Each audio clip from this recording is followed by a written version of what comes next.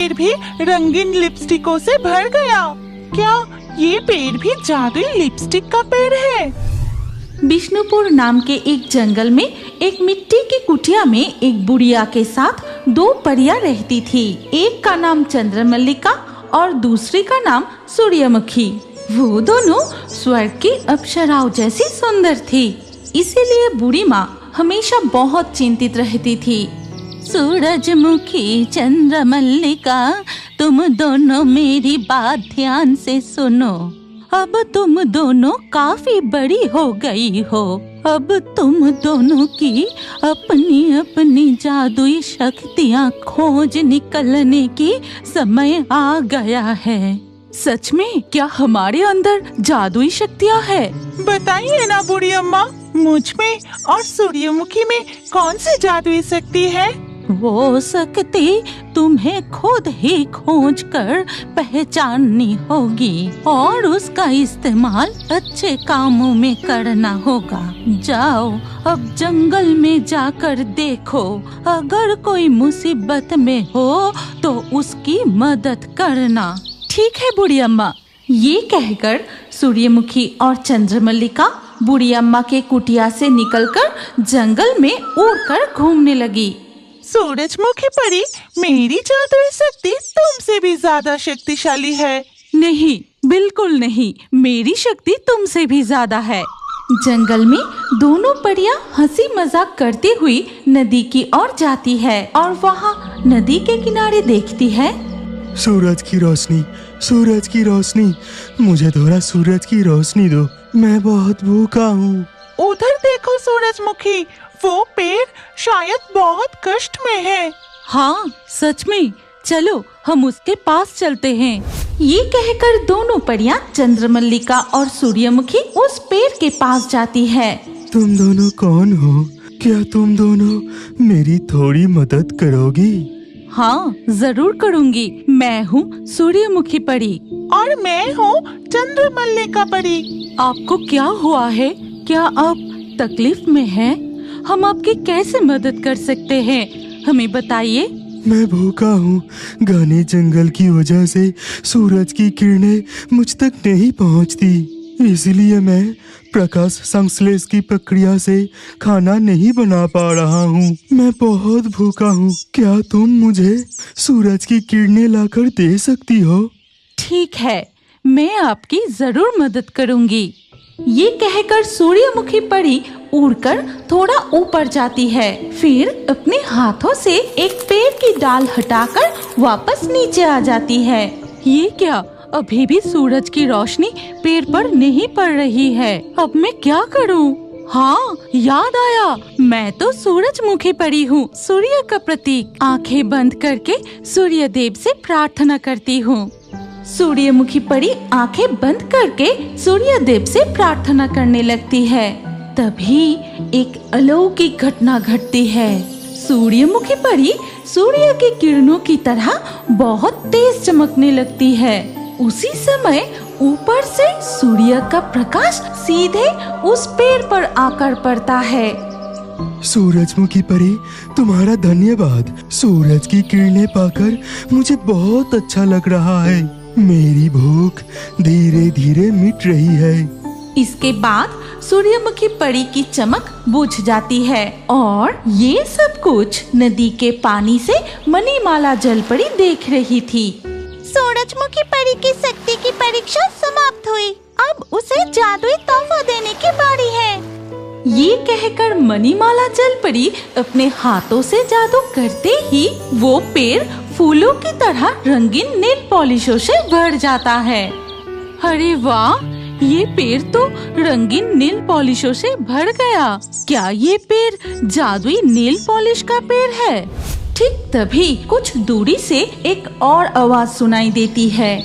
बचाओ, मुझे बचाओ, मैं बहुत प्यासा हूँ। क्या कोई मेरी आवाज सुन रहा है? बचाओ मुझे। सूरजमुखी परी, उधर देखो, वो पेड़ भी बहुत कष्ट में लग रहा है। चलो उसके पास चलते हैं। चलो चंद्रमल्लिका। फिर दोनों परियां उड़ते हुए कुछ दूर उस पेड़ के पास जाती है। पेड़ तुम्हें क्या हुआ है? बताओ हमें, अगर हम तुम्हारी कोई मदद कर सके। देखो ना, मुझ पर सूरज की तेज किरणें पड़ती हैं, इसलिए मेरी सारे पत्तियां झड़ गई हैं। मैं बहुत प्यासा हूँ, मुझे पानी चाहिए। क्या तुम मुझे पानी दे सकती हो? हाँ, बिल्कुल दे सकती हूँ।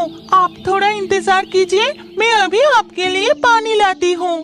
फिर चंद्रमल्लिका परी नदी के किनारे जाकर एक पेड़ के पत्ते में पानी भरकर ले आती है।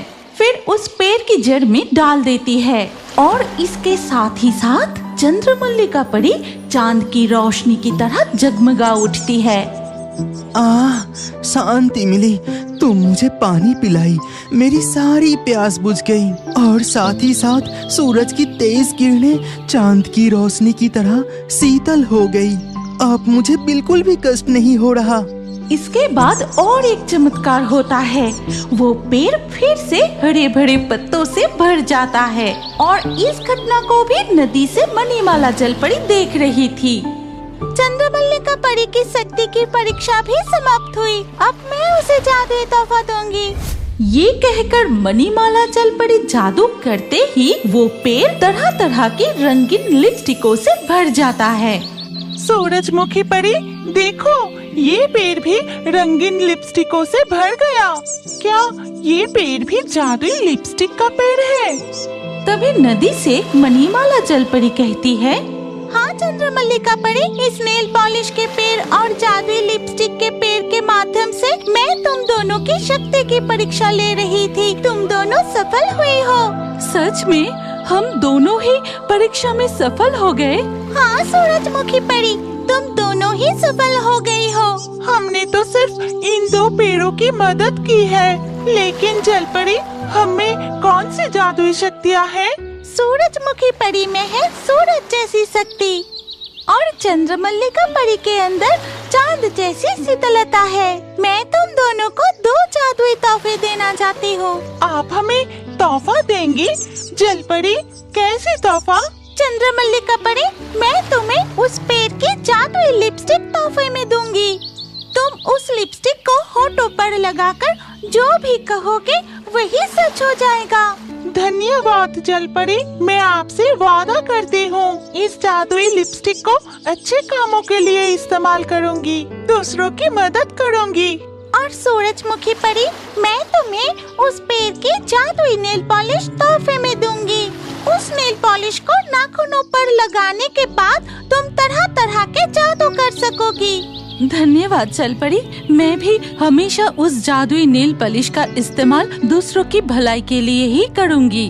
ठीक है, अब तुम दोनों उन दोनों पेड़ों के पास जाओ। अब मुझे अपने जल राज्य में लौटने का समय हो गया है। जलपरी नदी में डुबकी लगाकर चली जाती है।